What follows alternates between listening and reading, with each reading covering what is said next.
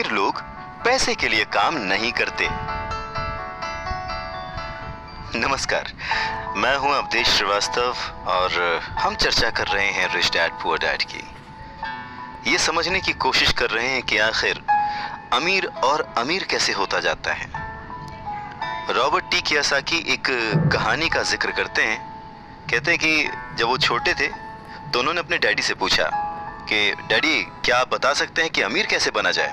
ये सुनकर उनके पुअर डैडी, जो कि एक स्कूल में पढ़ाते थे, उन्होंने कहा कि बेटे, तुम अमीर क्यों बनना चाहते हो।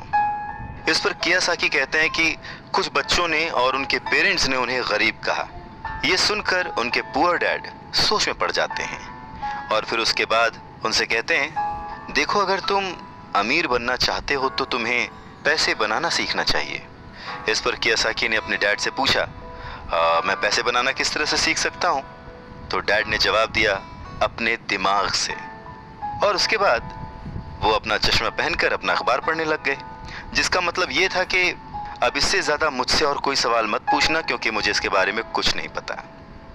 इस बात को कियोसाकी पूरी रात सोचते रहे और अगली सुबह अपने सबसे अच्छे और करीबी दोस्त माइक को अपनी ये बात बताई। उन्होंने माइक से पूछा कि क्या वो ये पैसे बनाने वाले काम में उनके बिजनेस पार्टनर बनेंगे। माइक ने उनसे पूछा, ठीक है, मैं तुम्हारे साथ हूं, पर तुम पैसा कैसे कमाओगे और हमें क्या करना चाहिए। इस पर कियोसाकी ने ठीक वही जवाब जो उनके पिता ने उन्हें दिया था, उनके डैड ने उन्हें दिया था, बता दिया कि भाई मुझे नहीं पता, लेकिन फिर भी क्या तुम इस काम में मेरे पार्टनर बनना चाहते हो। और फिर दोनों दोस्तों ने एक दूसरे का साथ दिया, बिजनेस पार्टनरशिप पक्की हो गई। कुछ दिन बीते, दिमाग दौड़ाया गया और आखिरकार उनका स्कूल जाना सफल रहा।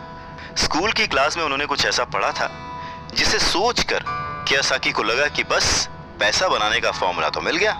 और बस उसी आइडिया को फॉलो करते करते कियोसाकी और माइक ने ढेर सारा कच्चा माल इकट्ठा कर लिया, बहुत मेहनत की और अपने डैड की गैराज में उन्होंने कुछ सिक्के बनाए। और जब उनके डैड ने उन्हें देखा तो उन्होंने पूछा कि तुम क्या कर रहे हो। तब कियोसाकी का जवाब था, जैसा आपने कहा था, पैसे बना रहा हूं। तब उनके जो पुअर डैड थे उन्होंने कियोसाकी को कहा कि आओ, मुझे तुमसे बात करनी है। कियोसाकी और माइक वहां सीढ़ियों पर बैठ गए। साथ में कियोसाकी के डैड और माइक के डैड, जो कि रिच थे, वो भी बैठ गए। यहाँ पे मैं आपको बताना चाहता हूँ कि इस पूरी कहानी में जो कियोसाकी ने अपने रिच डैड को रेफर किया है, वो दरअसल माइक के पिता थे। और फिर बच्चों की इस हरकत को देखकर कियोसाकी के पुअर डैड ने अपनी बात को और डिटेल में समझाया और अपनी बात को करेक्ट किया। पहली बार उन्होंने बच्चों को बताया कि गैर कानूनी क्या होता है। बच्चों को लगा कि जो उन्होंने किया वो सही था, पर जब उन्होंने जाना कि ये अलाउड नहीं है, सिक्के छापना अलाउड नहीं है, उसके पीछे कई तरीके होते हैं, कानूनी, गैर कानूनी, ये सब बातें जब बच्चों ने समझी तो उनका मुंह उतर गया।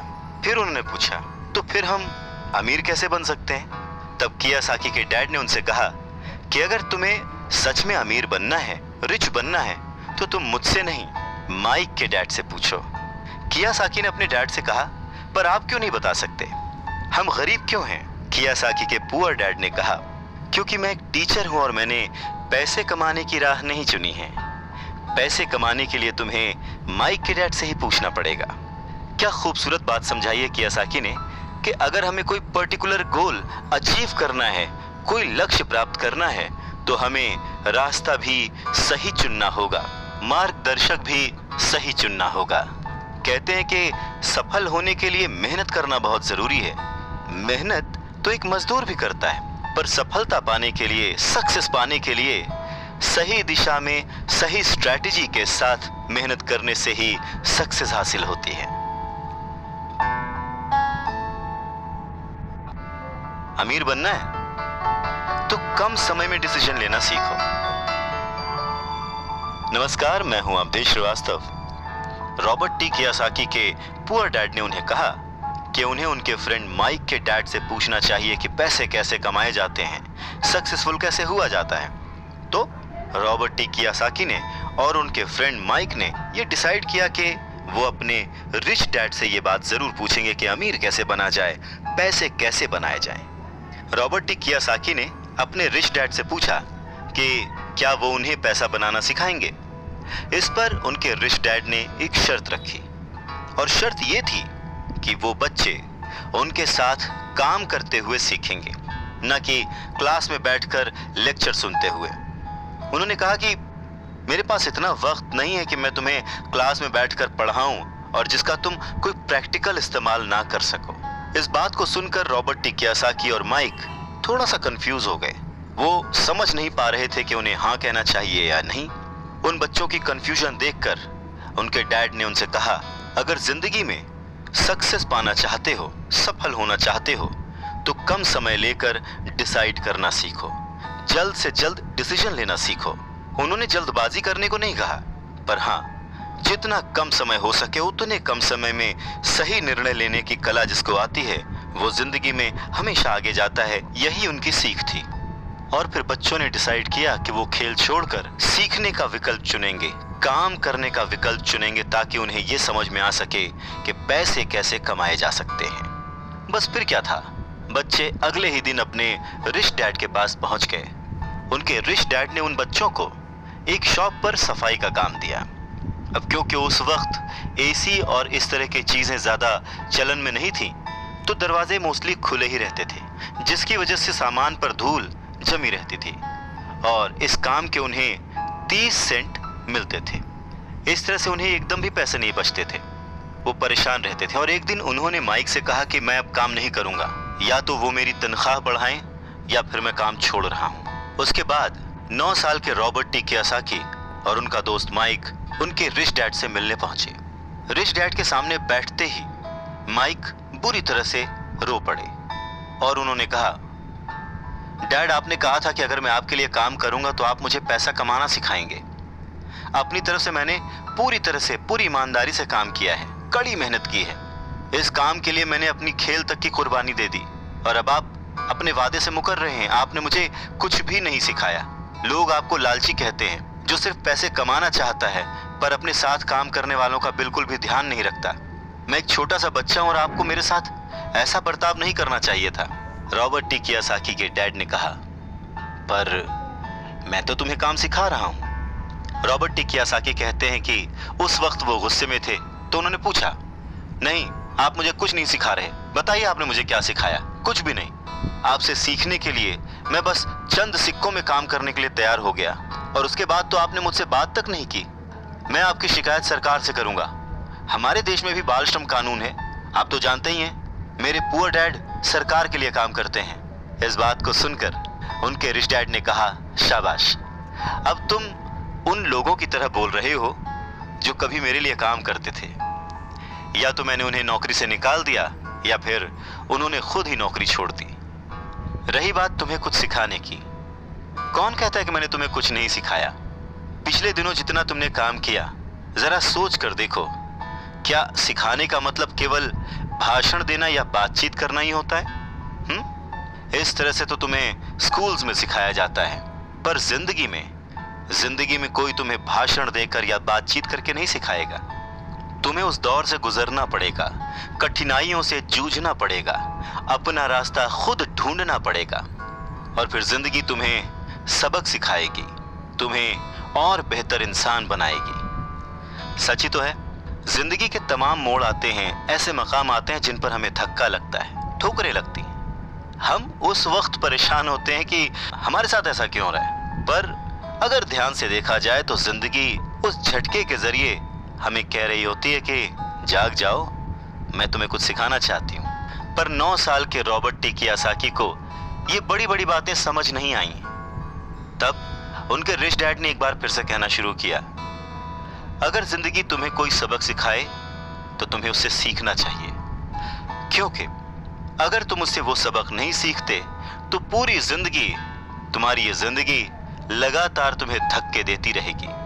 अपनी जॉब में रहते हुए तुम अगर उसकी मुसीबतों से सबक लोगे, सीखोगे, तो तुम एक समझदार, अमीर और सुखी इंसान बन सकते हो। पर अगर तुम ये नहीं सीखते तो जिंदगी भर अपनी प्रॉब्लम्स के लिए अपनी नौकरी, कम सैलरी या फिर अपने बॉस को कोसते रहोगे और हमेशा उम्मीद करते रहोगे कि कोई और आए, तुम्हारी सैलरी बढ़ाए और तुम्हें सुख दे, जो कि पॉसिबल नहीं है। किसी दूसरे को बदलने से ज्यादा अच्छा और आसान है खुद को बदलना। नमस्कार, मैं हूं अवधेश श्रीवास्तव और हम चर्चा कर रहे हैं रिच डैड पुअर डैड की, जिसे लिखा है रॉबर्ट टी कियोसाकी ने। तो उनके रिच डैड ने उन्हें 10 सेंट हर घंटे की जॉब पर रखा। 10 सेंट बहुत ही कम होते हैं। रॉबर्ट टी कियोसाकी ने वो जॉब छोड़ दी और अपने रिच डैड के पास गए और गुस्से में उनसे कहा कि मैं इतने कम पैसे पे काम नहीं कर सकता। ये बात सुनकर उनके रिच डैड ने कहा, मुझे खुशी है कि तुम 10 सेंट पर काम करने के लिए असंतुष्ट हो। अगर तुम गुस्सा होकर मेरे पास नहीं आते तो मैं कभी भी तुम्हें पैसा बनाने की कला नहीं सिखाता। इस बात से यह साबित होता है कि तुम पैसा कमाना सीखना चाहते हो। रॉबर्ट टी कियोसाकी अपने डैड की बात बहुत ध्यान से सुन रहे थे। उनके डैड ने कहना जारी रखा, तुम्हें पता है कि गरीबी पैसों की नहीं, मन की होती है। इंसान पूरी जिंदगी डरते डरते सिर्फ पैसे के लिए ही काम करता रहता है। मैं कभी नहीं कहूंगा कि तुम पैसे के लिए काम करो। तुम्हें ऐसा काम करना चाहिए कि तुम्हारा पैसा तुम्हारे लिए काम करे। लोग कहते हैं कि मैं समस्या की जड़ हूं, मैं उन्हें कम पैसे देता हूं, पर सच तो ये है कि लोग उसी वेतन में काम करते रहना चाहते हैं। वो अपने आप से नहीं पूछते कि वो क्यों उतने कम पैसे में काम कर रहे हैं।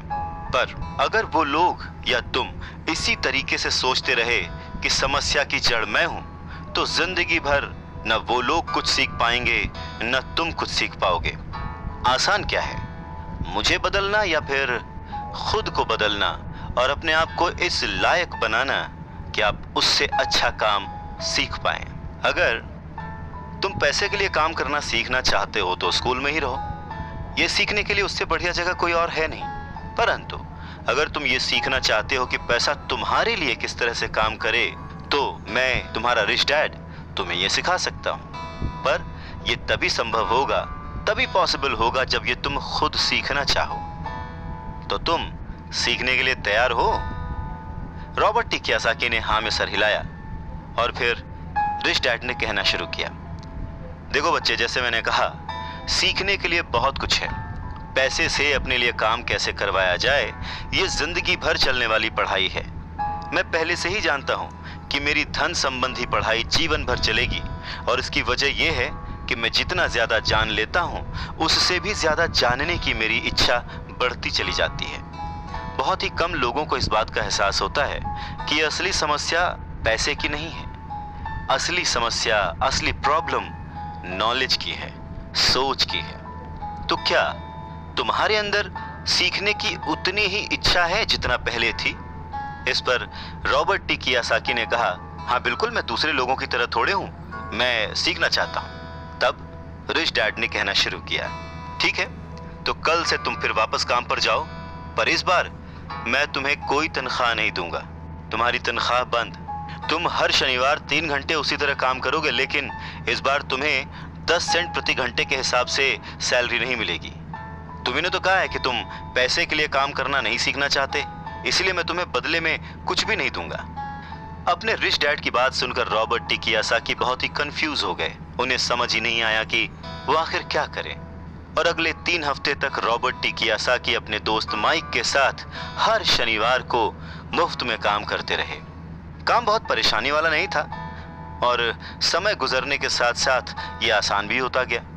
पर उन्हें अफसोस था तो अपने छूटे हुए बेसबॉल गेम्स और कॉमिक्स का, क्योंकि वो अब उसका मजा नहीं ले सकते थे और साथ ही उन्हें कुछ पैसे भी नहीं मिल रहे थे। तीसरे हफ्ते दोपहर में रॉबर्ट टी कियोसाकी के रिच डैड उनकी शॉप पर आए जहां पर वो बच्चे काम करते थे और उन्हें कहा कि क्या तुम जिंदगी भर जो मेरे बाकी एम्प्लॉयज हैं उनकी तरह ही काम करना चाहते हो, डरते रहना चाहते हो? मुझे लगता है कि मुझे तुम्हारी सैलरी बढ़ा देनी चाहिए, 25 सेंट्स पर आवर। ये सुनकर वो दोनों मन ही मन खुश हो गए, पर उन्होंने सामने कुछ नहीं कहा, वो चुप रहे। रिच डैड ने थोड़ी देर देखा और कहा कि चलो अच्छा, तुम इतने पे खुश नहीं हो, मैं तुम्हारी सैलरी $1 पर आवर कर देता हूँ। $1 पर आवर उस समय के हिसाब से कह सकते हैं कि देश का सबसे अमीर बच्चा भी जो होगा वो भी नहीं कमाता होगा।